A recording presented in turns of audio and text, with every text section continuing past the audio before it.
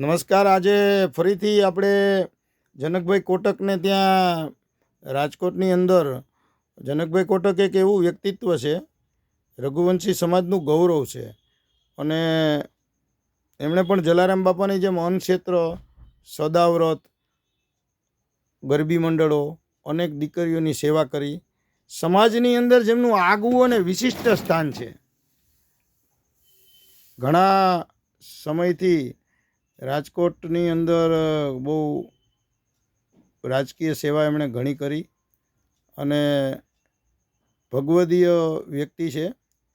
તો અત્યારે અમારી ચેનલ એમ થયું કે આ જે થોડુંક અત્યારે જલારામ બાપા ઉપર કંઈક કોમેન્ટો ચાલે છે અને થોડુંક બધાના અંતરાત્મામાં પણ ખલેલ જેવું લાગે છે. તો જનકભાઈ, આ કોઈ સ્વામિનારાયણના જે સંત અને ગુણાતીતાનંદ સ્વામી અને આજેના સંત જે છે, આ ગુણાતીતાનંદ સ્વામી ને એના જે સંત છે એની આ આખી કથા આવી. ગુણાતીતાનંદ સ્વામી ને જલારામ બાપાનું પ્રકરણ.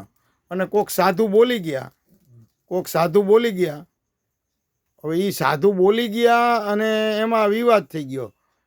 તો જનકભાઈ, હવે આ બાબતે જલારામ બાપા બાબતે અને ગુણાતીતાનંદ સ્વામી બાબતે અને આ જે સાધુ બોલ્યા છે એ બાબતે સમાજના રાહબર બનીને અમને કંઈક માર્ગદર્શન આપો.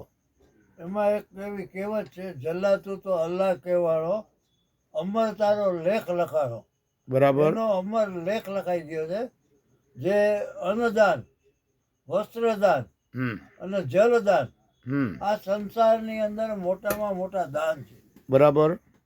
આ દાનવીર થવું કોઈનું કામ નથી.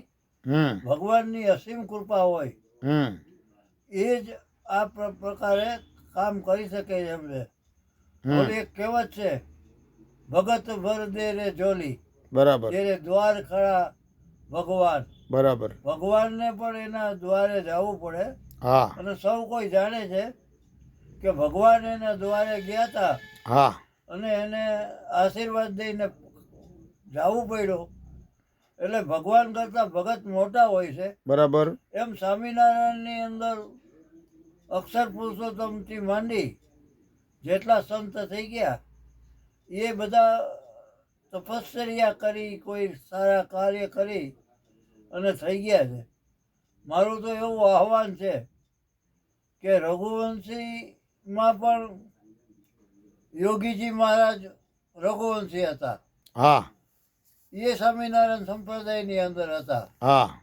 જલારામ બાપા આપણા રઘુવંશી સમાજની અંદર થઈ ગયા. સમજ્યા?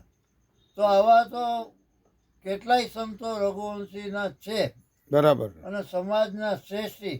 બરાબર. કે જેમને સમાજ માટે ચિંતન છે. હા. જે મોરારદાસ બાપુ જેવા બીજા અન્ય જે સંતો છે, હા, એને જઈને કહેવું જોઈએ કે ભાઈ તમે જઈ હા, અને સંતો ચલતા ભલા પાણી બેતા ભલા. હા, આ જે સ્વામીજી બોલ્યા અહીંયા જઈને ભોજન કરી હા, કે લાવો જલારામ બાપાનો પ્રસાદ. હા, અને આ વાત પૂર્ણ કરવી જોઈએ એટલા માટે હા, કે સનાતન ધર્મને નુકસાન કરતા આ વાત છે. હા. જલારામ બાપાએ સનાતન ધર્મનો ઝંડો ઉપાડ્યો હતો. હા.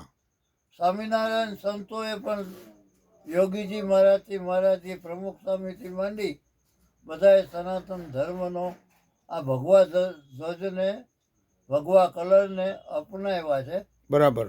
આ વસ્તુને આપણે પરિપક્વ રીતે વિચારી આ વિવાદમાં નહીં, બરાબર, પણ સંવાદની અંદર વાત કરી. હા. અને આ કાર્યકર હું તમને એક સંતનો ફોટો બતાવી દઈશ. હા. હાલની અંદર આ સંતનો આશ્રમ છે. બરાબર. તમે આશ્રમ જોશો ને હા. તો તમને આનંદ આવી જશે. એની વ્યવસ્થા જોજો. હા. અને એનો એક જ ઉદ્દેશ છે હા. કે જે માણસ આવે એમને ભોજન કરાવો. સમજ્યા? હા. એની સેવા કરો. હા. આ જ ધર્મ સાચો છે. સનાતન ધર્મ એટલે હા. કે બીજા માટે ગાય અમારી માતા છે. હા. સમજ્યા? અતિથિ આવે એનો આદર કરો, એને ભોજન કરાવો. આ જ સનાતન ધર્મની અંદર આપણને બધાને શીખવવામાં આવ્યું છે. તો આ રઘુવંશની પરંપરાની વાત કરી.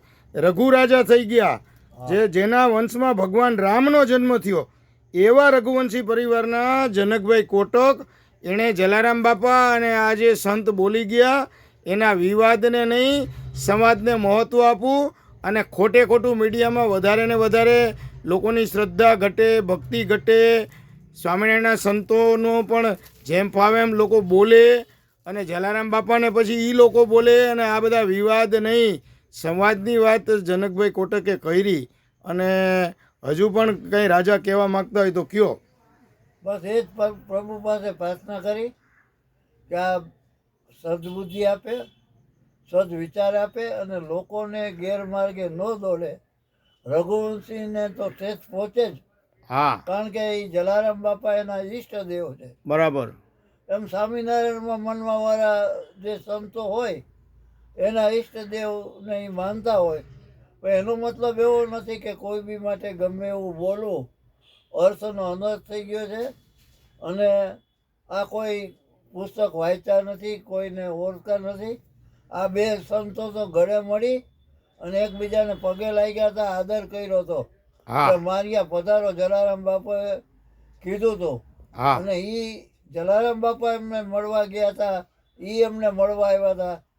આ તો એક આપણને પરણિકા છે કે જે રણછોડદાસ બાપુ હોય કે હરિશ્ચંદ્રદાસ બાપુ હોય કે જે હોય, હંમેશા રઘુવંશી સમાજે આ સનાતન ધર્મનો ઝંડો ઉપાડ્યો છે. અને સનાતન ધર્મને આગળ લઈ જવા માટે વીરદાદા જરસાથી માંડી, સમજ્યા, ભાણ સાહેબથી માંડી, આ સમાજના કલ્યાણ માટે આ જલારામ બાપા એના નામથી લોકો પ્રસાદ ધરે ને તો એ પ્રસાદ પૂર્ણ થઈ જાય ગમે એટલા આવે. અને સ્વામિનારાયણમાં એ ઘણા લોકો આ વાક્યને સ્વીકારે છે. તો સામે બીજા સારા 5-10 માણસોને બોલાવી આ બાબતનો વિવાદમાં ન ઉતરતા સારામાં સારી રીતે ઝડપથી આ વાતનો એન્ડ આવે એવી હું બધાને પ્રાર્થના કરું. જય જલારામ, જય જલારામ, જય સ્વામિનારાયણ. જય. જો અમે બે મંત્ર બોલી છીએ, અમારે કઈ રઘુવંશીને કોયારે કઈ વાંધો નથી. અને એ જ રીતે એ સાધુએ અમારા યોગીજી મહારાજ હતા જ ને. આખી આ 11,000 મંદિર બનાવવાની સંસ્થા યોગી બાપા એ રઘુવંશી જ હતા. અને કેટલાય સંતો રઘુવંશીમાંથી સ્વામિનારાયણમાં ગયા છે. એટલે આ સંતે અહીંયા આવી અને વીરપુરમાં જલારામ બાપાને પગે લાગી પ્રસાદ લઈ લેવાય. ગુણાતીતાનંદ સ્વામી જો સંતો આરે જમી ગયા હોય તો તમે જમી જાઓ તો અહીંયા વીરપુરને કાંઈ ખૂટે એમ નથી. પણ આ ખોટે ખોટા લવારા કરવાનું હોય બંધ કરો. અને જય જલારામ.